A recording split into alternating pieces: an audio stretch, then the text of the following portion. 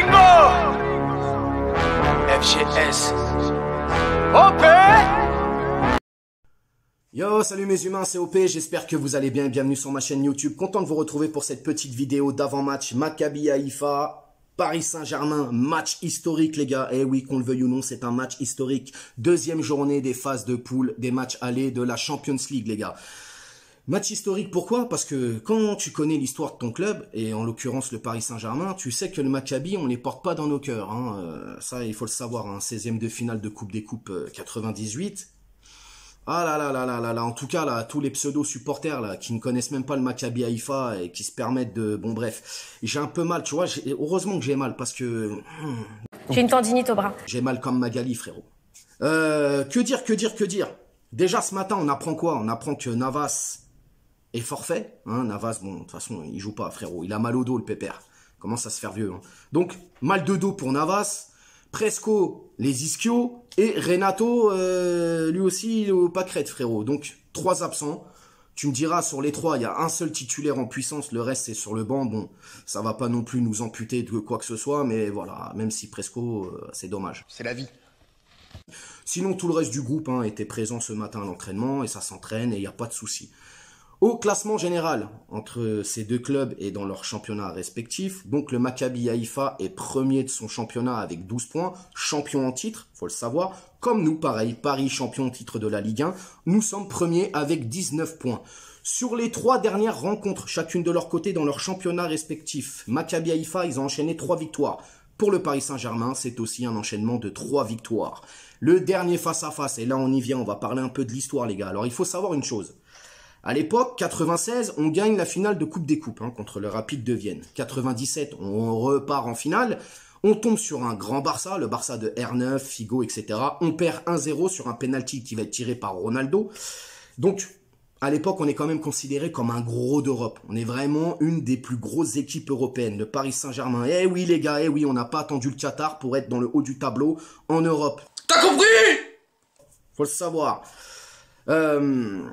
16e de finale, donc Coupe des Coupes 98. Alors déjà, je rappelle une chose. En 98, à l'été, on perd Rai, on perd Guérin, on perd Le Guen, on perd qui encore? Fournier, on perd Ngoti. Bref, on perd une grosse partie de l'équipe. Forcément, Paris derrière, il faut qu'ils se renforcent.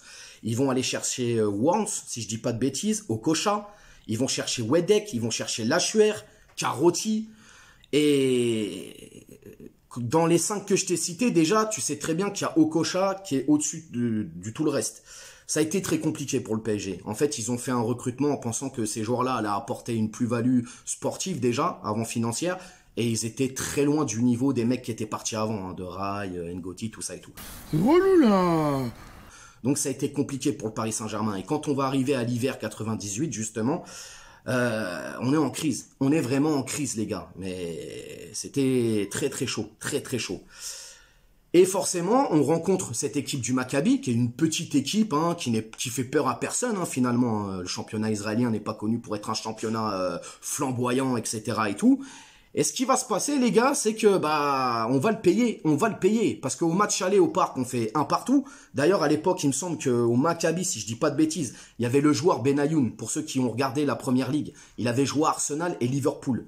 Donc, Benayoun, il était là. D'ailleurs, je crois que c'est lui qui marque, hein, si je dis pas de bêtises, au match aller. On fait match nul au parc, un partout. On se rend là-bas en Israël, et là-bas, les gars, contre toute vraisemblance, ou je sais pas comment on peut dire ça, en tout cas, personne ne nous voyait perdre. Et merde. On va perdre 3-2, et on se fait éliminer. Et ça a été la descente aux enfers, frérot, hein, littéralement. Hein. Personne ne nous voyait perdre. C'était l'ogre parisien contre la petite équipe israélienne, tu vois ce que je veux dire? Et ils nous ont giflé, frérot. Aller-retour. Bon, tu me diras, à l'aller, un partout. Mais ils nous ont giflé, frère. Et celle-là? Hein? Tu l'as prévu, celle-là? Donc, c'était une humiliation pour le PSG. Je me rappelle même la une de l'équipe et tout. Ah, j'étais pas fier, frérot. Hein. J'étais vraiment pas fier. On sortait quand même d'une belle épopée sur les dernières années européennes. Et là, on sort par la petite porte. Vraiment, par la petite porte. Et en plus, par une petite équipe. Donc voilà, c'est un peu l'historique du truc. C'est important quand même de connaître l'histoire de tout ça. Donc ce match, les gars, il a une vraie importance pour les mecs comme moi et les amoureux du PSG, tu vois, tout simplement. Que tu sois jeune, pas jeune, vieux, au milieu, ce que tu veux, ça a une vraie importance ce match. Vraiment, vraiment, vraiment. Donc, sur le dernier face-à-face, le Maccabi Haïfa, c'est un nul et une victoire. Et pour nous, c'est un nul et une défaite, tout simplement. T'as trop la rage. Ouais. T'as trop la rage. Que dire du Maccabi, les gars? Maccabi, c'est une bonne équipe, champion en titre, comme je l'ai dit, ça joue très bien. Après, je me suis pas trop penché là sur les... J'ai pas regardé, frérot, mais j'ai regardé un peu les résultats, quelques vidéos sur YouTube par-ci par-là pour essayer de vous donner quand même une analyse objective du truc, tu vois ce que je veux te dire? C'est la meilleure équipe du championnat israélien, ça c'est indéniable, ils sont champions en titre, je le redis. Ils ont leur meilleur buteur qui vient de Guingamp, là, comment il s'appelle? Frenzdi Pierrot, je crois. 27 buts la saison dernière avec Guingamp, il me semble. Donc Paris doit aller là-bas pour les gifler, tout simplement. Paris doit aller gagner, c'est un devoir de mémoire. On doit laver l'affront, les gars, vraiment, vraiment. On doit rétablir la vérité. Parce que en 98, c'est un mensonge, les mecs. Wallah, tu mens, frère. Parce que... Non, franchement, non, on doit aller là-bas, on doit les tabasser, frérot. Vraiment, vraiment tabasser comme il faut. Et puis, on doit faire le job, tout simplement. En tout cas, j'ai confiance en mon équipe. Je peux pas plus détailler que ça, les gars. De toute manière, c'est à la portée du PSG. Là, si le PSG va là-bas, attention, c'est quand même compliqué là-bas. Comme espèce de chape de plomb, il y a une ambiance assez...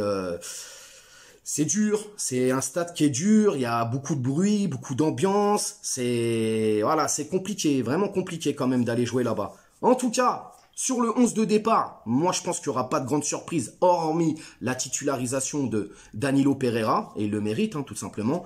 Donc on aura Donnarumma dans les cages, Ramos à droite, Marquinhos dans l'axe et Danilo Pereira à gauche. Voilà, Verratti, Vitinha pour le milieu, piston gauche, Nuno Mendes, piston droit, Hakimi, Messi en numéro 10 et l'attaque, Neymar, Mbappé. Pour le score, les amis, pour le score, je vois un 3-1, voilà, 3-1, je pense qu'ils vont quand même nous mettre un but, ils sont chez eux, comme je l'ai dit, ils jouent bien au ballon, donc voilà, je vois un 3-1. Pour les buteurs, je vais dire Mbappé, Messi et Ramos, voilà, ça sera mes buteurs, Mbappé, Messi, Ramos. Donc voilà les gars, j'espère que cet avant-match vous a plu. N'hésitez pas à partager, surtout commentez, dites-moi votre prono, dites-moi votre compo aussi, quel compo vous voyez pour ce match de demain soir. Je rappelle quand même, demain soir, va falloir faire le job, vraiment le job. N'hésitez pas à vous abonner à la chaîne, likez, on s'attrape aussi sur Instagram, je vous mets le lien ici en bas. Et je vous dis à demain soir pour le débrief. Ciao.